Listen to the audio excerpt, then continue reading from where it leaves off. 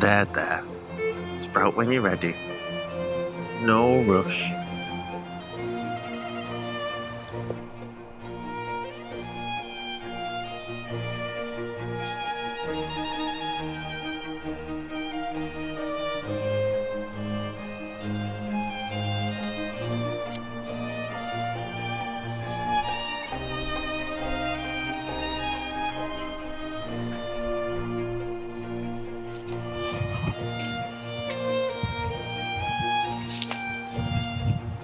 Ooh, I think I see something.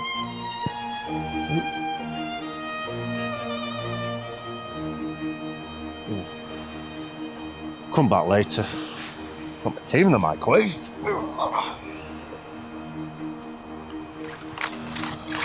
Toad in the hole.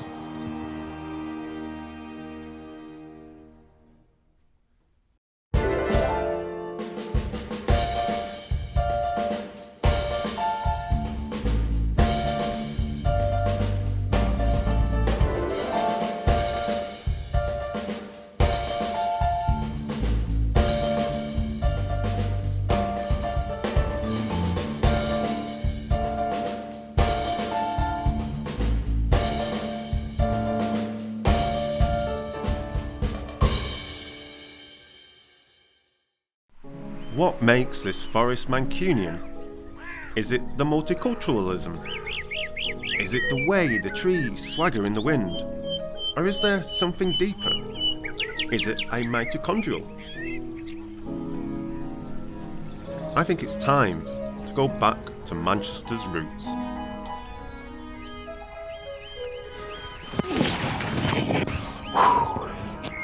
Oh, I love it when that happens. In this episode, I talk about nature, so naturally, I'll be talking to people and their friends. I hope they want to listen, because they need to.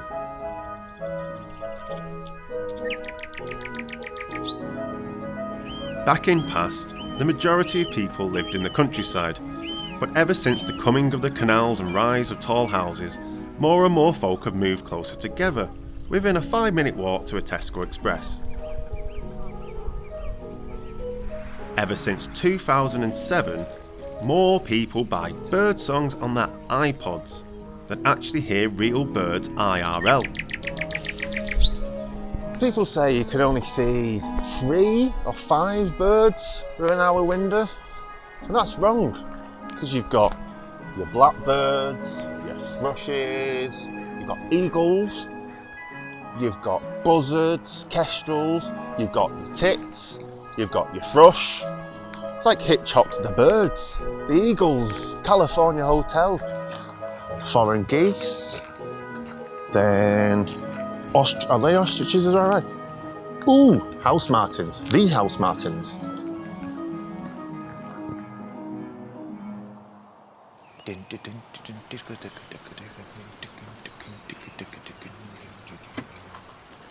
Better turn that off. You'll melt the clouds otherwise.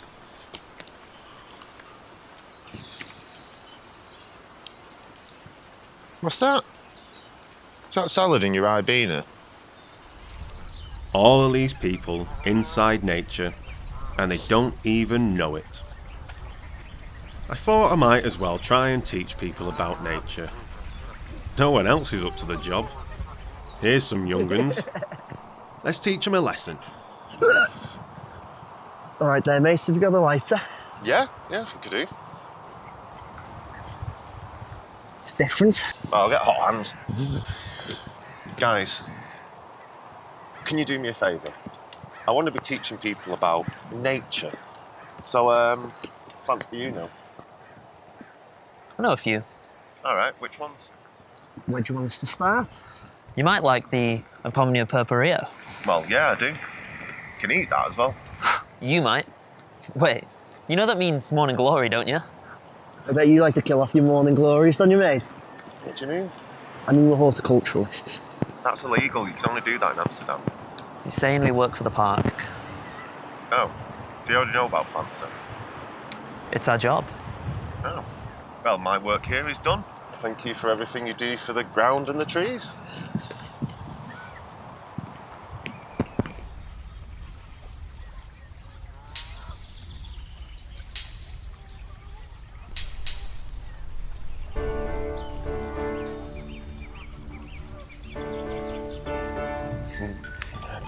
Oh, he's a wrong one.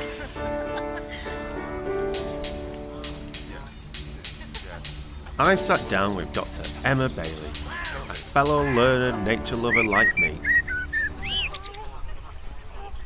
Emma, as a fellow learned nature lover, where does your passion come from?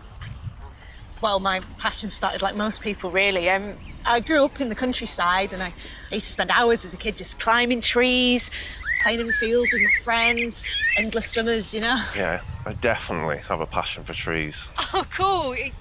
You used to climb them too, like as a kid? I still do now. What's the best tree you've ever climbed? Oh, well, there was this big oak tree at my school. While all the other kids were playing football, I'd be up there, you know, like, oh.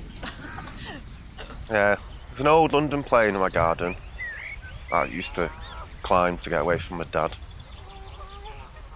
Yeah, I love London plains. Like, the bark's really smooth, really lovely. Hey, that looks like a good tree to climb. Do you fancy having a go up there? Yeah. Yeah, all right. Yeah, that sounds nice. I'd enjoy that.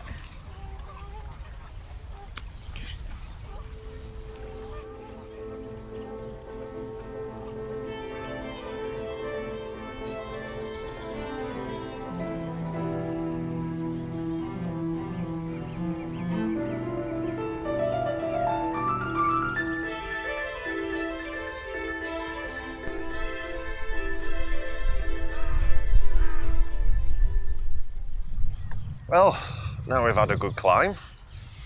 Whew, I'm out of breath. How was it for you, Emma? Yeah, brings back memories. Thanks. Same here.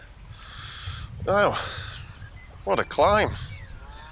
Emma, what's important to you with nature in Manchester? Should it be preserved or... Well, with my work, I research the impact of urbanisation on the wider environment. For instance, we look at the canal system in Manchester and we can see that the wildlife and fauna actually prosper in this arterial network. And then places like this, untouched by human hands, are the real heart of a diverse ecosystem. I like what you said about canals. I love canals. Yeah, I mean, it seems counterintuitive, but urban areas can actually have a higher diversity of wildlife, in part due to the canals and also due to the monoculture of farming. Like cows and killing foxes. Yeah, like, did you know in Moss Side, there's actually a species of migratory birds called waxwings, and they stop off in the wintertime to feed on the rowans. They're the ones by Asda, aren't they? Yeah, they're doing the big shop for the year. Do you fancy sticking around? There's another nature guy I'm going to have a talk to. Fancy joining me? Yeah, all right. Great.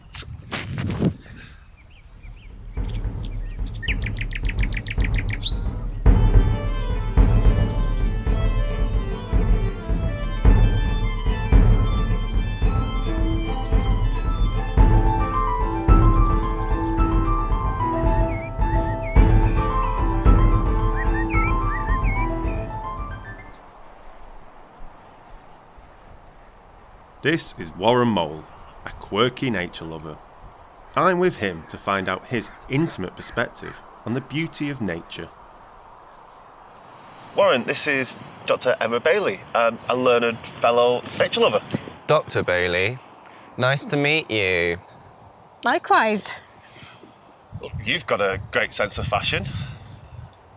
I'd call it a prison, Mr. Dinner. Where did your passion for nature come from, Warren? I'd like to think my love of nature came well before my conception. When I was pre-egg, I knew that one day I would naturally grow into a mighty oak, sprouting my branches and expanding my length. I'd show the world all I had to offer, whether they liked it or not. Oh, Francis, I think,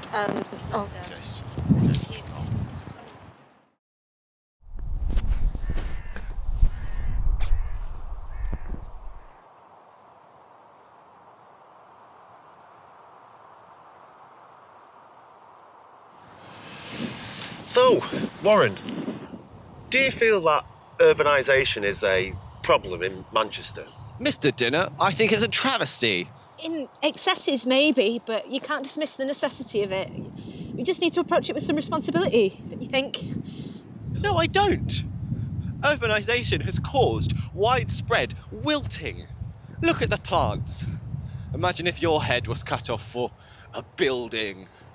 Or maybe it should be if you make comments like that. Hey, don't speak to Dr. Emma like that. I'll speak to her how I like.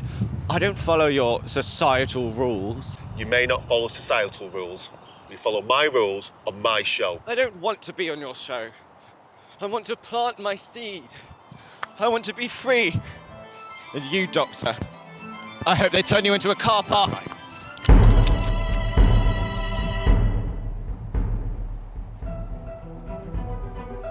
Nature can be wild. It turns beast to man and man to beast, unleashing our primal urges to win, to grow, to dominate and flourish.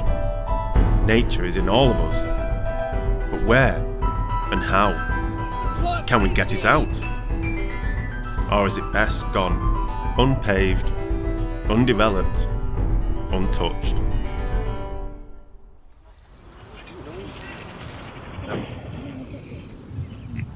Well, got to say, thank you for your time.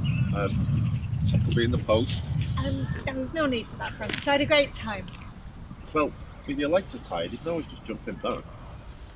Oh, that'd be great, but...